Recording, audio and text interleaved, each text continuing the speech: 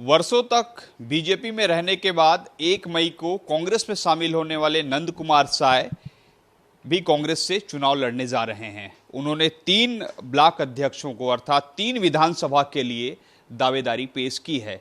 लैलूंगा, पत्थलगांव और कुनकुरी, इनमें से सबसे बेस्ट आपके लिए कौन सा होगा? देखिए, मुझे तो ऐसा लगता है किसी भी क्षेत्र से पार्टी अगर तय करती है, क्योंकि कुनकुरी अभी नाम बदल गया है, पहले तब करा था और उससे मैं तो कई बार चुनाव लड़ा हूँ, जीते भी। और पत्थलगांव नहीं लड़े कभी, लेकिन वो हमारे क्षेत्र से लगा हुआ क्षेत्र है। हाँ, समाज के लोग, बाकी लोगों का आना जाना, मिलना जुलना बराबर रहता है। लैलूंगा भी कभी मैं लड़ा नहीं हूँ, लेकिन सामाजिक कामों की दृष्टि से कोई गांव, कोई गली, कोई मोहल्ला ऐसा नहीं होगा जहां हम नहीं गए। तो इस दृष्टि से मैं समझता हूं अलग अलग कामों और अलग अलग विषयों को लेकर के वहाँ के लोगों से संपर्क होता रहा और उनके काम की दृष्टि से भी कई बार सामाजिक कामों की दृष्टि से अलग अलग क्षेत्रों में, गांव में गए हैं। ठीक है, आपका कहना है कि मैं तीनों जगहों पे मेरी पहुंच है, मेरे लोग हैं और मैंने काम किया है, लेकिन एक अगर चुनना पड़े तो कौन सा चुनेंगे? वो हमारे घर तरफ से निकट जो क्षेत्र है वो कुनकुरी तो है ही, लेकिन लैलूंगा भी हमारे लिए बहुत एकदम नज़दीक है। जैसे वहाँ से घर से निकले कोतबा के बाद लैलूंगा। सर, आपने तीनों जगह से दावेदारी करके वहाँ पे तीनों जगहों पे कांग्रेस के ही विधायक हैं, तीनों के होश उड़ा दिए हैं आपने। हाँ, नहीं, ये तो कांग्रेस पार्टी ने एक नियम बना दिया कि भाई अगर आपको चुनाव लड़ना है तो ब्लॉक के जो हमारे अध्यक्ष महोदय हैं वहाँ जाकर के आपको आवेदन देना पड़ेगा। हमारे माननीय मुख्यमंत्री जी भी वो पाटन में जाकर के ब्लॉक अध्यक्ष जी के यहाँ फार्म जमा किए हैं।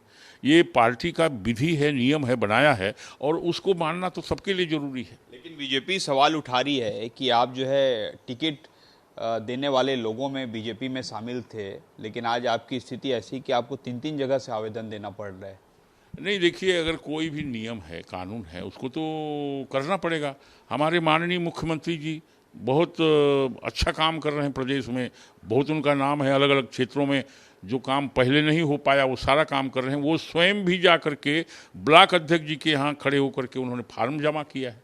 तो ये तो नियम है, उसको पालन करना पड़ेगा। इसमें बीजेपी और कांग्रेस का विषय नहीं है। जहाँ जिस पार्टी ने जो विधि बनाई है, जो नियम बनाया है, उसको पालन करना चाहिए।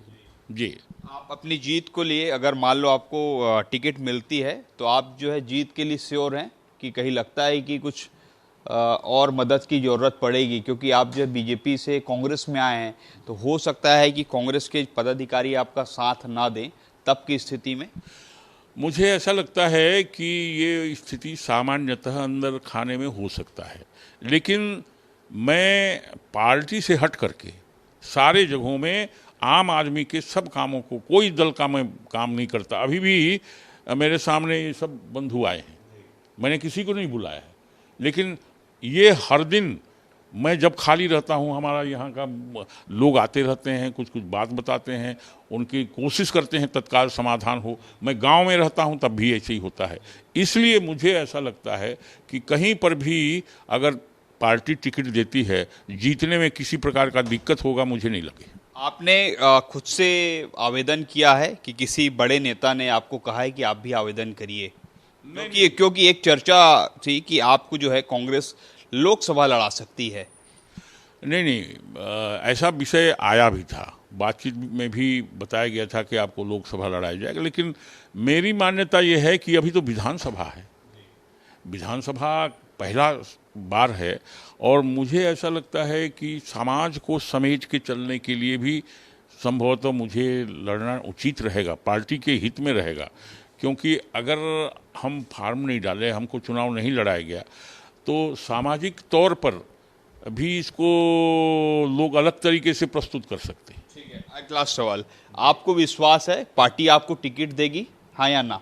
नहीं, देखिए, पार्टी को तो तय करना है, लेकिन मुझे लगता है कि पार्टी निश्चित है दल के हित में चुनाव लड़ाएगी, ऐसा मुझे लगता है। क्योंकि हमारे लड़ने का मतलब है समाज को एक दिशा देने का काम है। तो ये थे हमारे साथ नंद कुमार साय जी, जिन्होंने बताया कि पार्टी उनको जरूर टिकट देगी और उनकी जीत भी जरूर होगी। उन्होंने एक बात जरूर कहा, आपने भी सुना होगा, कि उनके साथ जो है केवल पार्टी के ही नहीं, समाज के लोग भी जुड़े हैं और वही चाहते हैं कि मैं एक जनप्रतिनिधि के रूप में फिर से सामने आऊं। अब देखना होगा कि कांग्रेस पार्टी इन्हें टिकट देती है और इनकी फिर जीत होती है कि नहीं।